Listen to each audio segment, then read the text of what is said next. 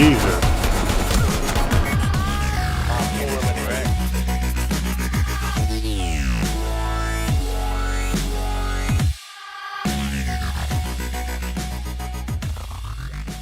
How's it going, guys? I'm Shifty Cow, and in today's video we're going to be talking about some tips and tricks to improve your game in Rainbow Six Siege. So if you guys do go on to enjoy the video, be sure to smack that like button, and if you want to see more Rainbow Six Siege, be sure to hit that subscribe button. But anyways, let's hop right into the tips.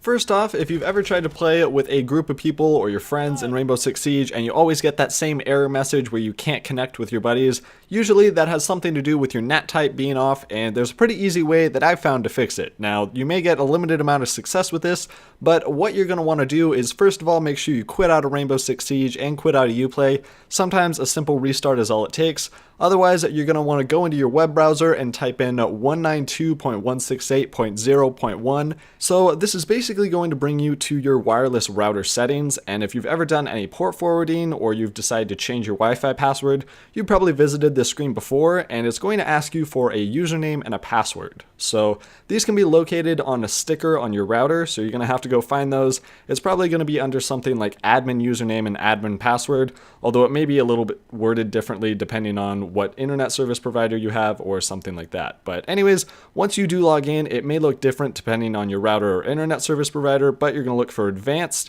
and then UPnP. And UPnP stands for Universal Plug and Play. It really doesn't matter that you know this, but basically you're going to want to toggle this off and then on again. Or if it's already off, just toggle it on again and you should be good to hit apply, exit out of that, and boot back into Rainbow Six Siege. The next tip I have for you guys is to optimize how much renown you're getting per round. So this isn't going to be anything, night and day difference, but it can definitely help you earn some extra renown. So most of you guys are probably pretty familiar with the challenges tab, and if you're all out of those and you want to try and get some more, there's actually a different way to get more challenges. So what you're going to want to do is hit Shift F2 if you're on PC. This might be a little bit different if you're on console. I'm not entirely sure how you do this, but you're going to try and go to in-game Uplay, which hopefully that's, a pretty basic menu button on console. But anyways, you're going to go over to the tab that is Challenges, and then you're going to scroll through and add all the challenges you can. Now, most of these are pretty easy. It's like play as a certain faction, get a certain amount of headshots, get a certain amount of score, and as soon as you go through all of those, they're not going to refresh instantly, but you are going to get more in the next couple of days as you progress through them. So make sure you're checking back here every once in a while. Usually you can get anywhere from 150 to maybe even like 500 renown per mission. It really just depends on what it is. And you're also going to get Uplay XP, which to be completely honest, I have no idea what that is. But also, while you're at it, you're going to want to double check the rewards tab, because some people have a couple of things that are unlocked and they just have to claim their reward. And so a couple of times I've gone in, I've gotten a free skin, I've gotten a couple extra renown, I've gotten a free booster. So just make sure you're double checking that. You can get some free stuff through it every once in a while, but just make sure you're checking back frequently. Also, if you haven't already, make sure to watch the 3 tutorial videos. They're like a minute and a half long, and I think it gives you like 150 or 200 renown to start off. So that's definitely an easy way to get renowned if you haven't already. And also, play through the situations. Not only is that going to give you some extra renown if you complete all 3 stars of it, but also that's going to introduce you to all the operators so you're not a complete scrub in this game.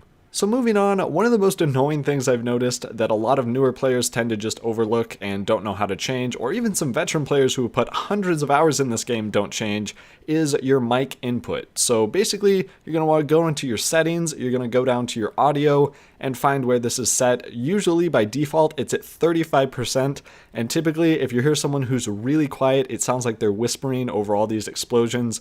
Typically it's because they've left that there, and you're going to want to boost that up to about 100%, and then adjust it if your mic is too loud, and always make sure your mic is a fair distance away from your face, because otherwise you're going to get those really horrible popping P's where it's just and that's just not something you want your teammates to, have to listen to while you're trying to make callouts. So you also want to make sure that you're learning callouts. You're trying to say things as quickly as possible, but still be, kind of clear. And you don't want to just ramble on about things like, there's 2 guys over there, they're shooting at me, they've got this and this and this. Just say 2 guys out the window.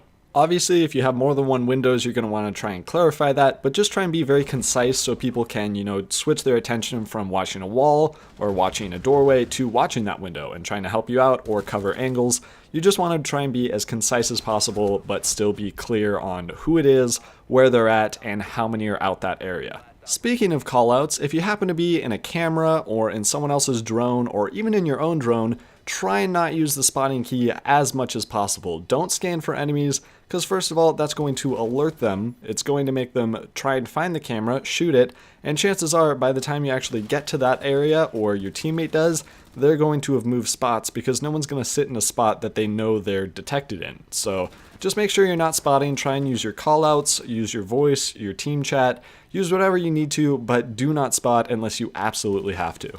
So this next tip is probably something a little bit more for experienced players because you do have to know all of the characters and what their abilities are and what they do best.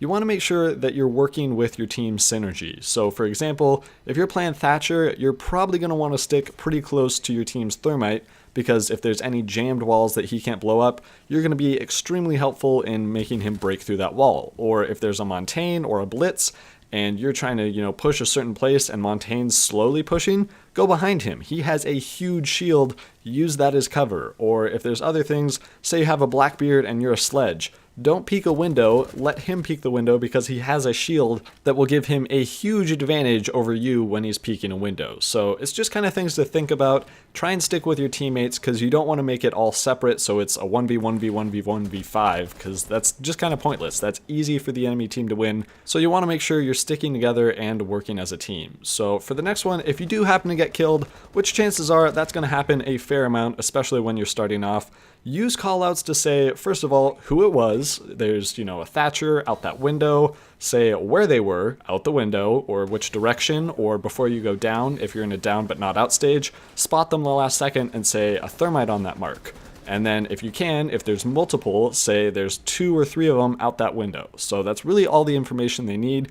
Who it is, where they are, how many they are. That's typically the most concise and informative thing you can say to your teammates. So that's pretty much it for this video, guys. If you did enjoy the video, be sure to hit that like button down below, and if you have any other tips that you'd like to share with players so they're not complete scrubs or something like that, be sure to share those down in the comments below. And finally, if you want to see more of these videos, be sure to subscribe. But until tomorrow, guys, stay buttery. Oh!